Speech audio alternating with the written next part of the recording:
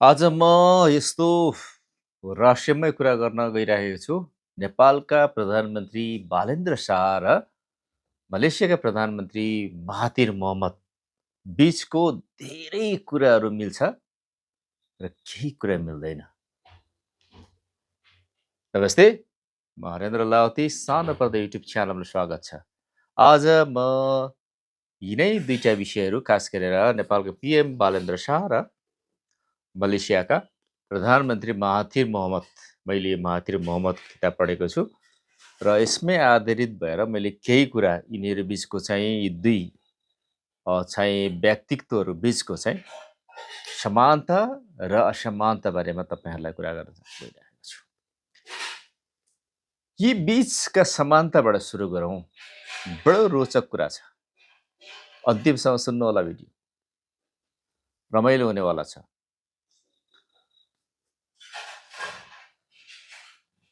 नेपालका prime minister Balendra शाहको खुन अर्थात् रुचको कुरा गर्ने हो भने उनी भारतीय, उनका रगत भारतीय थिए। त्यस्तै गरेर महातिर मोहम्मद मलेसियाका प्रधानमन्त्री महातिर मोहम्मद पनि भारतीय, उनका रुट, उनका चाहिँ बाउ बाजेहरू चाहिँ भारतभरि गएर मलेसियामा चाहिँ बसाइ सरेर गएर चाहिँ जीवन सुरु गरेका थिए। त्यसै कारणले गर्दाखेरि एकचोटि भारत चाहिँ तपाईँको चाहिँ महातिर मोहम्मद प्रधानमन्त्री अथवा महातिर मोहम्मद राजनीति गर्दै गर्दा धेरै विवादहरू आएका थिए कि उनी भारतीय मूलका भएको कारणले गर्दा पनि उनलाई सुरुमा निकै अप्ठ्यारो परेको थियो। उनका रगत, खास गरेर भारतीय मूलभन्दा पनि उनका चाहिँ जुजु बाजेहरू चाहिँ कैयौँ वर्ष अगाडि चाहिँ मलेसिया गएका थिए। यसरी उनको कथा, यसरी उनको इतिहास सुरु हुन्छ महातिर मोहम्मदको। नेपालको पनि मैले अघि भनिहालेँ, ठ्याक्कै मेल खान्छ तपाईँको चाहिँ बालेन्द्र शाहको। त्यसरी नै चाहिँ कारणले गर्दाखेरि उनले मधेसी मूलका प्रधानमन्त्री भनेर पनि हामी भन्छौँ। र अर्को समानता छ उनीहरूमा। त्यो अर्को समानता भनेको चाहिँ बालेन्द्र शाह एउटा इन्जिनियर थिए, एउटा टेक्नोक्राट थिए। त्यसै गरेर महातिर मोहम्मद पनि एउटा टेक्नोक्राट थिए, उनी एउटा मेडिकल डाक्टर थिए। यो यसरी मेल खान्छ। तर अब सुरु गरौँ, यी दुई व्यक्तित्वहरू बिच के कुरामा चाहिँ मेल खाँदैन त? के कुरामा चाहिँ, जस्तो अहिले तपाईँको चाहिँ लगभग हामीले चाहिँ मलेसियाको निर्माताको रूपमा महातिर मोहम्मदलाई लिन्छौँ। लगभग 22 वर्ष जति उहाँले शासन गर्नुभयो मलेसियाको। हामीले धेरै चाहिँ हामीले एउटा गाउने गीत छ, धेरै गीतहरू चाहिँ तपाईँको चाहिँ बनेका छन् मलाया छाउनीमा भनेर। तर धेरै थाहा नहुन सक्छ मलाया भनेको अहिलेको मलेसिया भन्ने कुरो। मलेसिया भन्ने कुरो थोरैलाई मात्रै थाहा छ, जहाँ हाम्रा चाहिँ खास गरेर नेपालका चाहिँ राई, लिम्बू, गुरुङ, मगरहरू लाहुरे जाने प्रथा थियो। अझै पनि त्यो प्रथा निरन्तर चलिराखेको छ। कैयौँ हाम्रा जुजु बाजेहरूले मलायामा चाहिँ तपाईँको चाहिँ खुन बगाएका छन्। मलायामा चाहिँ आफ्नो चाहिँ तपाईँको चाहिँ ज्यान गुमाएका छन् युद्धमा। अब कुरा गरौँ, यी दुई प्रधानमन्त्री बिच के कुरामा असमानता छ त? मैले सधैँ भन्ने गर्छु, राजनीतिमा अनुभवको जरुरी छ। अनुभव बिना राजनीति हुँदैन। र हामीले भनिराखेका छौँ, बालेनबाट त मैले व्यक्तिगत रूपमा भने धेरै आशा गरेको छु। तर त्यो कस्तो खालको आशा त? यसरी फुत्त तपाईँको चाहिँ राजनीतिको लामो अनुभव नभएका करिब तपाईँको 3 वर्ष जति काठमाडौँको मेयर नै उनको राजनीतिको चाहिँ सबैभन्दा लामो अवधि उनको अनुभव हो। उनी राजनीति कुनै दल अथवा सङ्गठनतिर पनि लागेन, त्यसको अनुभव पनि उनमा छैन। र छोटो समयमा लगभग तपाईँको चाहिँ पार्टीमा लागेको 6 महिनामै उनी देशको सबैभन्दा शक्तिशाली पद प्रधानमन्त्री हत्याउन सफल भए। उता महातिर मोहम्मदको कथा अर्कै छ। महामथिर मोहम्मद पार्टीमा लागेको करिब 18 वर्षमा बल्ल बल्ल उनी सांसद भए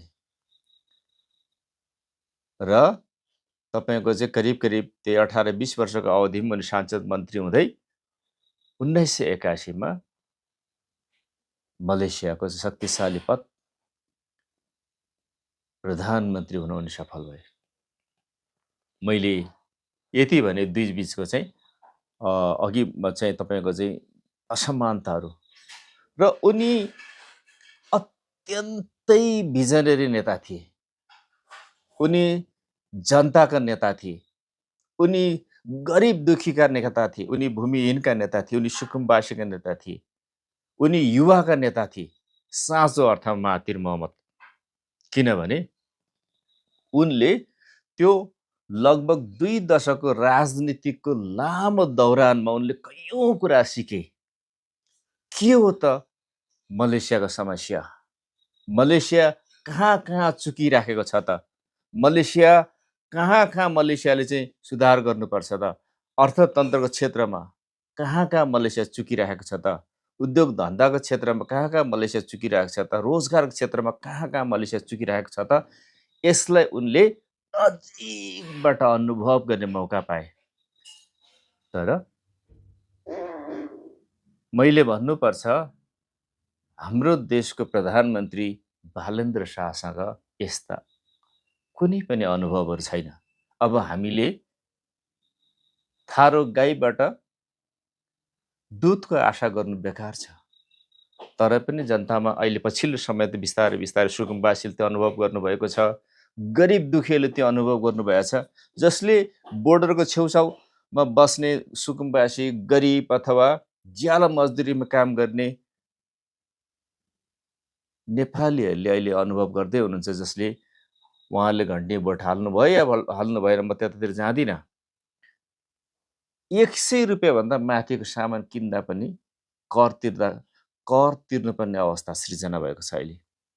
जसले 2-4 किलो सीमापारीबाट चामल ल्याएर जीविकोपार्जन गरिरहनु भएको थियो। के सस्तो पाइन्छ सीमापारी, त्यो फाइदा उहाँले उठाइरहनु भएको थियो। 1 किलो चिनी 2 किलो चिनीको लागि सीमापारी गएर ल्याएर त्यसबाट गुजारा चलाइरहनु भएको थियो। 1 लिटर 2 लिटर खाने तेल र सामान्य दैनिक उपभोग्य वस्तुहरू सीमापारीबाट ल्याएर उहाँले दैनिकी चलाइरहनु भएको थियो। अब ती गरिबहरू सीमान्तकृतहरूको अहिले अवस्था के होला र? खै त हामीले छानो दिने कुरा गरिरहेका छौँ, हामीले जग्गा दिने कुरा गरिरहेका छौँ। तर यस्ता चिजहरूमा अनुभवको जरुरी हुन्छ। मैले भने अब मैले फेरि कसरी महातिर मोहम्मदले चाहिँ मलेसिया बनाए त भन्नेमा केही एउटा धेरै यो सबै चिजहरू इन डिटेल म यहाँहरूलाई भन्न सक्दिनँ। र मैले एउटा चाहिँ सबैभन्दा मलाई मन परेको चाहिँ महातिर मोहम्मदको चाहिँ पश्चिम अस्तायो पूर्वतिर हेर, यो सबैभन्दा लोकप्रिय नीति हो। यो लोकप्रिय पोलिसी हो। यो लुक इस्ट पोलिसी। मैले सधैँ भन्ने गर्छु, अहिलेको मलेसिया बनाउन अथवा यो समृद्ध विकसित मलेसिया बनाउनमा चाहिँ सबैभन्दा ठुलो हात छ भने एउटै पोलिसीको छ, त्यो चाहिँ लुक इस्ट पोलिसी। अब यो चाहिँ तपाईको चाहिँ 1982 उनी प्रधानमन्त्री भइसके 1981 मा उनी प्रधानमन्त्री भए। 1982 मा लुक इस्ट पोलिसी चाहिँ उनले एउटा चाहिँ आयोजित सम्मेलनमा आधिकारिक रूपमा यसको घोषणा गरे। त्यसैको आज जुन मलेसिया आधुनिक मलेसिया समृद्ध मलेसियाको जग भनेको नै लुक इस्ट पोलिसी हो। अब म कुरा गर्न चाहन्छु, उनले किन पूर्वलाई हेरे त, किन पश्चिमलाई हेरेन त, किन युरोपलाई हेरेन, किन अमेरिकालाई हेरेन, किन पूर्वलाई हेर्नु पर्यो त? यसको पनि अत्यन्त रोचक घटना छ। सुन्नुहोस् त्यो रोचक घटना के हो। उहाँ एकचोटि चाहिँ जापानको भ्रमणमा जानुभयो। जापानको आतिथ्यको त्यो भ्रमणमा जाँदाखेरि उहाँलाई अचम्म लाग्यो त्यहाँको चाहिँ तपाईको चाहिँ जापानिजहरूको जुन एउटा संस्कार थियो, श्रमलाई संस्कार तपाईँको चाहिँ सम्मान गर्ने, श्रमलाई तपाईँको चाहिँ मान्ने, सम्मान गर्ने र जुन कल्चर थियो, जुन कल्चरको कारणले गर्दाखेरि जापानिजहरू जुन ढङ्गले अगाडि बढिराखेका थिए, त्यो देखेर उहाँ चकित पर्नुभयो र उहाँलाई लागेको थियो जतिखेर मलेसिया गोराहरूको एउटा चाहिँ तपाईँको उपनिवेशिक देश थियो, त्यतिखेर उहाँको दिमागमा, उहाँको मानसिकतामा, उहाँको मनोविज्ञानमा के थियो भन्दा गोराभन्दा ठुलो, गोराभन्दा जान्ने, बुद्धिमान, शक्तिशाली संसारमा अरू कोही हुँदैन भन्ने उहाँको दिमागमा बसेको थियो। तर जब जापानिजहरूले चाहिँ मलेसियामा आक्रमण गरेर गोरा लखेट्यो र उहाँको दिमागबाट त्यो हट्यो कि वास्तवमा यो भ्रम रहेछ, मैले चाहिँ तपाईँको चाहिँ गोराहरू जान्ने, बुझ्ने, बुद्धिमान, सृजनशील हुन्छ भन्ने कुरो त बेकार रहेछ। एसियालीहरूले पनि गर्न सक्ने रहेछ नि त, एसियालीहरू बुद्धिमान हुन सक्दो रहेछ, सृजनशील हुन सक्दो रहेछ, उद्यमशील हुन सक्दो रहेछ भन्ने कुरो उहाँको दिमागमा पर्यो। त्यसो भएको कारणले गर्दा यसबाट उहाँ सबैभन्दा धेरै प्रभावित चाहिँ जापानबाट हुनुभयो, जापान भ्रमणबाट हुनु, त्यहाँको विकासबाट हुनुभयो। जबकि जापानले युद्धको तपाईँको चाहिँ जब हिरोसिमा नागासाकीमा दोस्रो विश्वयुद्धमा बम हालिसकेपछि तहस नहस थियो त्यहाँको अर्थतन्त्र, त्यहाँको विकास तहस नहस थियो। त्यसलाई पनि सम्हालेर 10 वर्षमा जुन जापानले देखायो, तङ्ग्रियो तपाईँको त्यहाँको अर्थतन्त्र, त्यहाँबाट पनि उहाँले महाथिर मोहम्मदले चाहिँ लाग्यो कि जापान वास्तवमा चाहिँ जापान होइन रहेछ, जापानबाट धेरै कुरा सिक्न सकिँदो रहेछ भन्ने भयो। जापानले के गर्यो भन्दाखेरि बडो अहिले अचम्मको कुरा तपाईँहरूलाई लाग्न सक्छ। अहिले जुन तपाईँको चाहिँ अहिले त्यो चाहिँ ठ्याक्कै तपाईँको चिनले त्यो चाहिँ अहिले पछिल्लो समय त्यो पनि गर्न छोड्नुभयो, चिनले पनि, चिनबाट पनि त्यस्तो हुँदैन। हरेक चाहिँ युरोपमा उत्पादित सामानहरूको चाहिँ त्यहाँको चाहिँ कपी गर्ने अथवा नक्कल गरेर चाहिँ उत्पादन गर्ने चलन थियो चाहिँ सुरुमा चाहिँ जापानिजहरूले त्यो गर्थ्यो। त्यसलाई चाहिँ गर्दा गर्दा त्यसबाट चाहिँ राम्रो प्रडक्टहरू पनि निकाल्न थाले। जस्तो कि पछिल्लो समयमा चाहिँ त्यही सिको गर्न थाल्यो तपाईँको चाहिँ चिनले पनि, पछि चिनले पनि राम्रो अहिले ब्रान्डेड सामानहरू र संसारका चाहिँ उत्कृष्ट प्रडक्ट चाहिँ चिनमा हुन्छ। त्यसै गरी जापानमा पनि त्यस्तै संस्कार र परम्परा थियो जुन पछि चिनमा सर्यो त्यो। र महाथिर मोहम्मदलाई के लाग्थ्यो भन्दाखेरि जुन जापानले चाहिँ एउटा छोटो समयमा चाहिँ औद्योगिक एउटा राष्ट्रको रूपमा आफ्नो पहिचान बनायो र उहाँलाई के लाग्थ्यो भने उहाँको कर्मचारीहरूले त्यो चाहिँ उहाँले चाहिँ महाथिर मोहम्मदले चाहिँ हामीले जापानिज प्रडक्ट किन्नुपर्छ भन्दाखेरि त्यो चाहिँ उहाँको कर्मचारीहरूले त्यो कुरा विश्वास लाग्दा हैट जापानिज प्रडक्ट हामीले किन किन्ने, जापानले त युरोपको नक्कल गर्छ, त्यो नक्कल गरेको प्रडक्ट हामीले किन किन्ने भन्ने खालको तरिकाले चाहिँ कर्मचारीहरूको भनाइ थियो। तर उहाँले के भन्नुहुन्थ्यो भने होइन चाहिँ हामीले जापानबाट सिक्ने होइन भनेर उहाँको कर्मचारीहरूको त्यो खालको भनाइलाई उहाँले चाहिँ के भन्नुहुन्थ्यो, होइन हामीले सिक्ने जापानबाट हो। जापानले छोटो समयमा 30 वर्षदेखि 60 वर्षमा जुन खालको विकास गर्यो, जुन समृद्ध र विकास हासिल गर्यो, जुन एउटा चाहिँ विकसित मुलुकमा आफूलाई चाहिँ उभ्यायो, त्यो चाहिँ अमेरिकाले, युरोपले 200 वर्ष लगायो। त्यसो भएको कारणले गर्दा जापानबाट हामीले सिक्ने हो, जापानको चाहिँ राम्रो कुरो नक्कल गर्ने हो भने त्यहाँबाट सिक्ने हो भनेर उहाँले आफ्नो कर्मचारी र आफ्नो मातहतका चाहिँ तपाईँको चाहिँ कार्यकर्तालाई यसरी आश्वस्त गर्नुहुन्थ्यो। त्यसो भएको कारणले गर्दाखेरि नै उहाँले सधैँ चाहिँ हङकङको विकासलाई, कोरियाको विकासलाई, ताइवानको विकासलाई, जापानको विकासलाई सँगसँगै चिनको विकासलाई उहाँले नजिकबाट हेर्नुभयो। त्यसको चाहिँ राम्रा कुराहरू चाहिँ मलेसियामा ल्याउनुभयो। अब कुरा आउन सक्छ हाम्रो प्रधानमन्त्री बालेन्द्र शाह। बालेन्द्र शाहको पछिल्लो तपाईँको नीति तथा कार्यक्रम जुन 100 उहाँहरूको कार्यसूची छ, 100 वाचापत्र अथवा करार पत्र, whatever it is said है, यसमा धेरै हामीले सिक्न पर्ने देश चीन हो। फेरि पनि भन्छु, सिक्नुपर्ने देश चीन हो पछिल्लो समय। चीनले छोटो समयमा जुन तपाईँको ठुलो चीनले पछिल्लो समयमा छोटो समयमा यति ठुलो विकास गरेको छ। हामीले हेर्ने त चीनलाई हो, हामीले हेर्ने युरोपलाई होइन, हामीले हेर्ने अमेरिकालाई होइन। तर यिनको जुन गभर्नेन्सको कुरा गरेको छ, यो राम्रो कुरो हो। डिजिटल सर्भिसको कुरा चाहिँ राम्रो कुरो हो, डिजिटल इकोनोमीको कुरा चाहिँ राम्रो कुरो हो। तर अझै पनि हामी त्यो लेभलमा नेपालीहरू पुगिसकेको छैन। किनभने अहिले पनि हामीले स्मार्ट मोबाइल फोन, तपाईँले गाउँमा जानुभयो भने धेरै तपाईँको चाहिँ एउटा एज भएकोले, जुन हामीले जेनजी पुस्ताले त त्यो सक्छ, जेनजी पुस्ता माथिको 35-40 वर्षको 40 कटेकाहरूलाई जान्नुभयो, 50 कटेकाहरू पनि देशको जनसङ्ख्या होला, देशको चाहिँ नागरिक होला नि त। उनीहरूसँग त्यो एक्सेस, उनीहरूसँग त्यो स्मार्टफोन पनि राम्रो चलाउन जान्दैन। स्मार्टफोन पनि राम्रो चलाउन नजान गभर्नेन्सको सुविधा कसरी लिन सक्छ? डिजिटल इकोनोमीको सुविधा कसरी लिन सक्छ?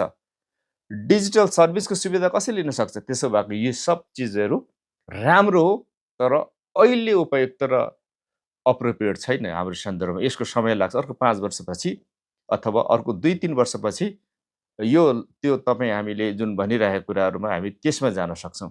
त्यसो भएको कारणले गर्दाखेरि हामीले सबैभन्दा सुरुमा हेर्न पर्ने कुरो हाम्रो रियल ग्राउन्ड के हो त? हामी नेपालीहरूको स्तर कहाँ छ? अझै लिटरेसी रेट कहाँ छ त? डिजिटल लिटरेसी रेट कहाँ छ त? त्यसको डेटा पनि त चाहिन्छ होला नि। त्यसो भएकोले समग्रमा हामीले हेर्ने पूर्वलाई हो। अझै म भन्छु हामीले मलेसियाबाट सिकौँ, चीनबाट सिकौँ, जापानबाट सिकौँ, ताइवानबाट सिकौँ, कोरियाबाट सिकौँ। तर पश्चिमबाट सिक्यो भने पश्चिममा अस्थायी सक्यो, पश्चिमबाट सिक्नुपर्ने चिज के पनि छैन, होइन? त्यसो भएकोले अब हामीले चाहिँ नागरिकले सोच विचार गर्ने बेला आएको छ।